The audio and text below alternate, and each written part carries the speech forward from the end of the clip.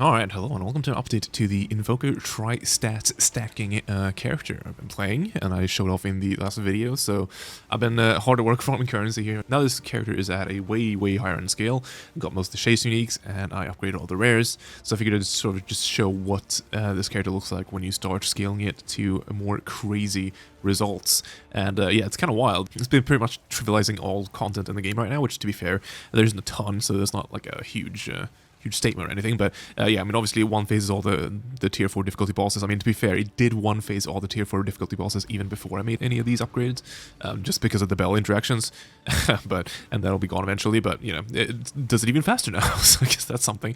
But yeah, I've done tier 4 difficulty simulacrums on it, several of those. They're completely free. Any mapping is completely free. The only thing is, like, in during mapping, if a bunch of ground effects stack on you, that's like the one thing that'll kill you, so like with most builds in this game, you gotta be attentive to that stuff. But otherwise, yeah, I've not been able to find really any sort of opposition, and yeah, it's been a lot of fun, and the speed and clear and stuff is obviously really crazy. So yeah, you can see some footage right here, but let's jump into the game, and I'll sort of show you the little changes I've made and an update on the character. So this is the character. I'm currently on level 95 and a bit.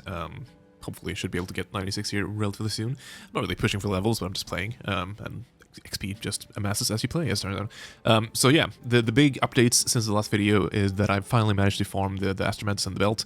So these are the two big chase uniques for the build, obviously very expensive, especially since the Divine Boom, where the Divine Orbs went crazy and Exalts just crashed. I just found it very difficult to get these because I was hoarding a bunch of Exalts, and the Exalts suddenly, when I, you know, woke up the next day, were like a third the value or a fourth the value even. So that was kind of sort of heartbreaking, but did eventually manage to get there. So Astromantis, Ingenuity, that results in we have a lot of stats right now. So this character is sitting on 652 int, 523 strength, and 417 dexterity. If you're curious about the stat priorities, dexterity is the weakest stat by far, and then strength, and then int generally, but you generally want like an even-ish split between strength and int, because strength gives you your percent, and int gives you your flat, and then defensively strength increases your base hit pool, whereas int gives you more mitigation because it scales your evasion with the Thomas Jewel. So if you're curious how that looks like, you saw some of that in the footage, but yeah, this is the default AoE of the Storm Wave, and this is the attack speed. It's kind of wild. It's pretty good.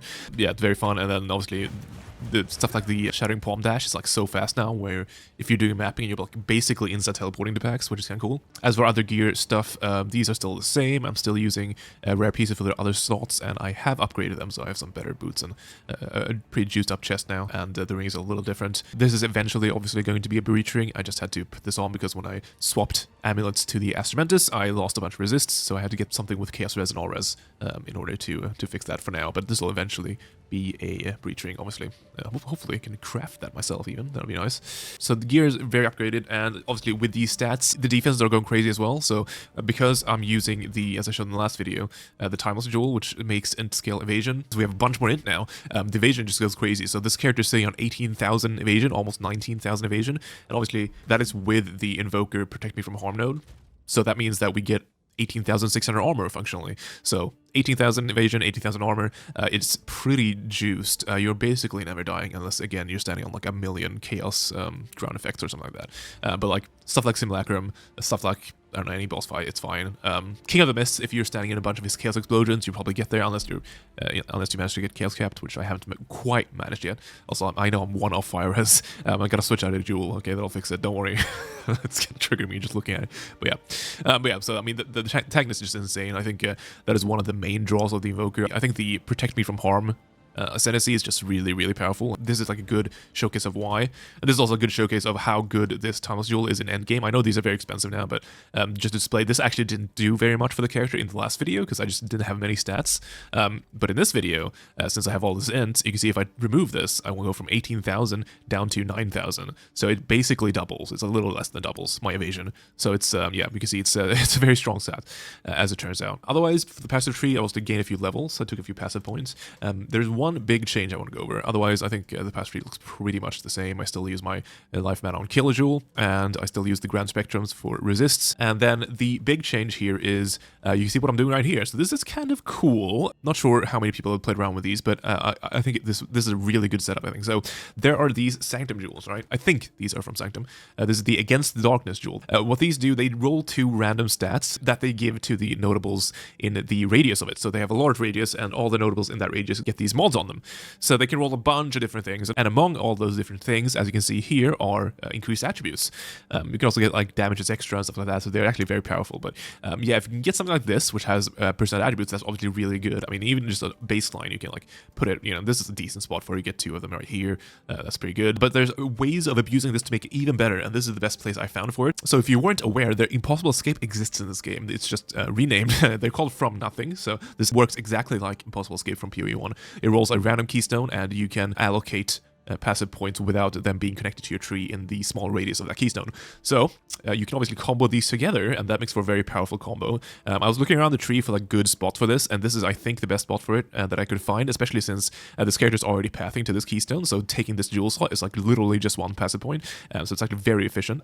But yeah, you put this in here, and then you get a Impossible Escape for resonance, and that makes it so that you can take all these points and they all get affected by this against the darkness. So just on the face value, that's really good because you get these 2 crit nodes. I was taking these crit nodes before, right, anyways, so now I can just unspec the travel nodes, and yeah, I'm losing out on this node, but that's fine. Unspec all these travel nodes, I still get the 2 really good notables, and I save a bunch of passive points to go elsewhere, so I took a jewel point right here, and yeah, took some crit nodes too, I think.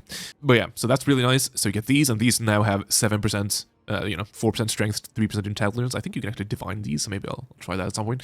But yeah, so these get that, so these nodes are like really insane, but also very importantly, you get access to this node, Spaghettification. And this is a very powerful node. It does a bunch of different things, but the main important thing is that by default, if I remove this node right here, this node gives you 7% increased attributes, just straight up. Obviously, you get a little bit of a penalty to chaos res, but I mean, that's kind of whatever, you can fix that. And chaos damage, since the patch is less prevalent in maps now anyway. But yeah, 7% increased attributes is like really powerful. For reference point, this character paths literally all the way down the tree like this just to get this 1 node with 10% increased attributes.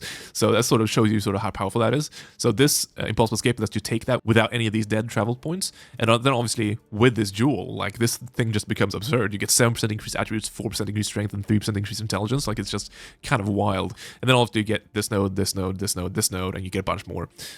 Yeah, it's kind of sick actually. So searching up these jewels is kind of annoying on trade right now because I believe these different mods it rolls, they aren't listed in the mod filter on the trade site. So you have to just manually search for Against the Darkness and then just scroll. But that might also result in, because people can't price check them as easily because of that, you might be able to get some cheaper than you should. But yeah, this combo very potent, I think. I think this is currently for this character the best setup for Impossible Escape, and Against the Darkness, I was not able to find anything better, and this seems very efficient and very nice. Otherwise, the tree is like the same, I think. Take some crit nodes. I'm still taking all this. Yeah, swap over most of my travel nodes to int, because int is the best stat. It scales evasion, AoE, and your flat, but you do want a balance of it. If you start looking at your DPS numbers and swap your passive points between int and strength, you'll notice that the best situation is where you have a little bit more of a balance. You don't want like 1 billion int and then no strength.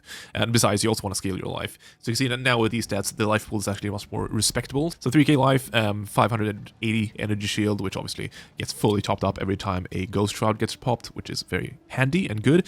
So yeah, defensively, I think it's very sound, and offensively, it's very sound. Like, to be fair, this character was like trivializing all the content in the game before all these upgrades, but I mean, now it's like completely crazy, I think. And it still has a little bit of ways to go.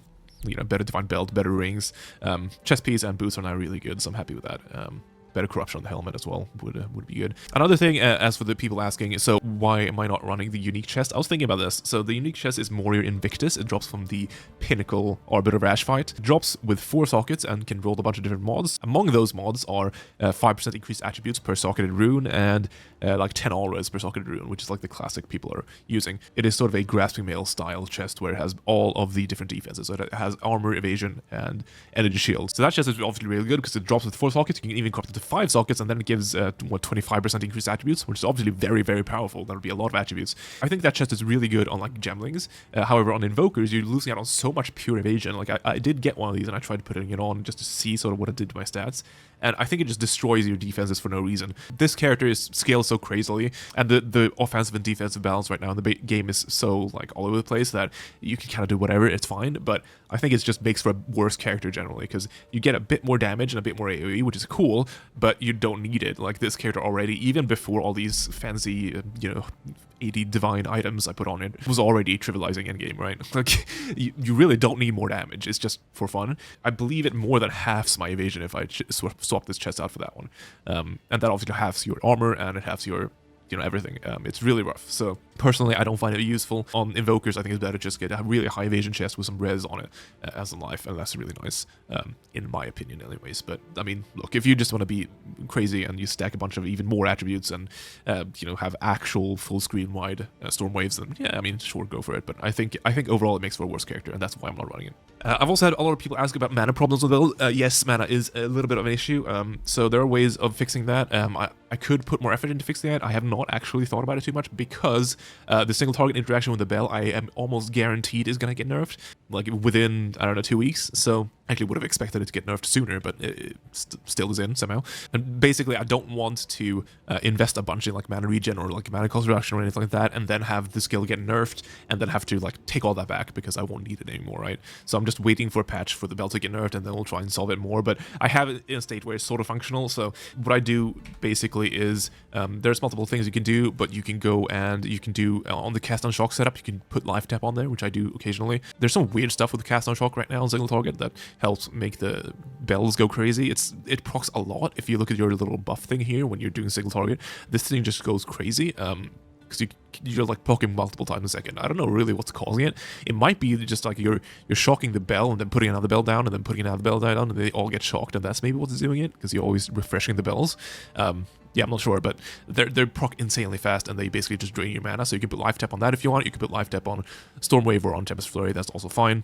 As for other mana solvents, obviously I'm currently taking these 3 nodes. I think they're pretty good. You can also anoint this node, which I was doing for a while. I dropped it now. I probably shouldn't have dropped it, honestly. It's kind of a nice node. But yeah, you can obviously anoint that, and that's really solid. It's also a really pretty cheap anoint, I think. And then I put Mana Leash on the bell. I think this is actually better than I thought it would be. Obviously, you don't have a lot of flat fizz on this build, but seeing as the bell just hits so much, and they just spam hits so incredibly fast, that this actually still is pretty relevant. You can see it still does like a relatively respectable amount of fizz, maybe, comparatively. Obviously, it's percentually tiny, but I've noticed that when you get 2 bells down at the same time, which is like basically when you start spamming, they actually sort of help sustaining when you have a flask up. So currently, yeah, that's what I'm doing. But obviously, if you have like a lot less damage and you have to do these like sustained fights, you might have to put like a bit more thought into it. But I just haven't done it yet because this character doesn't need it right now, and I just don't want to overcompensate and then have it get nerfed and then have to undo all that stuff. So I'm just waiting, and then we'll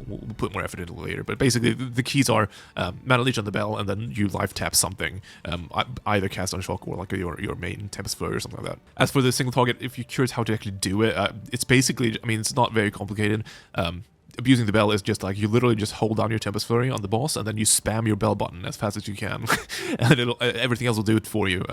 Yeah, you just want to spam the bell. That only can put 1 down every time you get enough combo points, and that inevitably results in 2 being up at the same time, and that'll double your damage, and it'll go crazy. You might need to also spam your flask doing this because it'll probably cost a lot of mana. So it's a bunch of figure work, sort of. You gotta spam your bell button and your flask and hold down, you know, your right click or whatever. But yeah, that's how you do it. Bell's inevitably gonna get nerfed. It's very stupid, but I think this character, even when the bell's nerfed, it'll be really good. But yeah, I mean, bell is like, I tried doing a breach boss without the gloves, if you're curious. I don't think I recorded it. I kind of want to record it because it's funny. But so if you look at your damage here, right, if you remove the gloves, that basically removes almost all your damage. And I went into tier 4 breach boss just to try it out without the gloves, just remove like all the damage scaling, and it's still almost one-phased it. So yeah, the bells are stupid right now. But you know, hey, we're in trade, might as well use it, right? But yeah, that's the updates for the character. Hopefully you enjoyed. I'm having a lot of fun with it. It's obviously crazy OP. I think early access, this is definitely the least balanced POE2 is ever going to be, so we might as well have fun with it, right? But yeah, hopefully everything gets, you know, in line eventually, and love to see, like, for example, big boss buffs. That would be really cool. I think the bosses are really nice in this game, and one-phasing them like this, I feel always kind of bad because I actually do want to learn them and play them. But yeah, that's this character. Thanks for watching. I'll be live farming more currency for it and playing it on Twitch, and if you want to check in with that, you can. It's in the description. And yeah, thanks everyone. A lot of fun playing Path of Exile 2.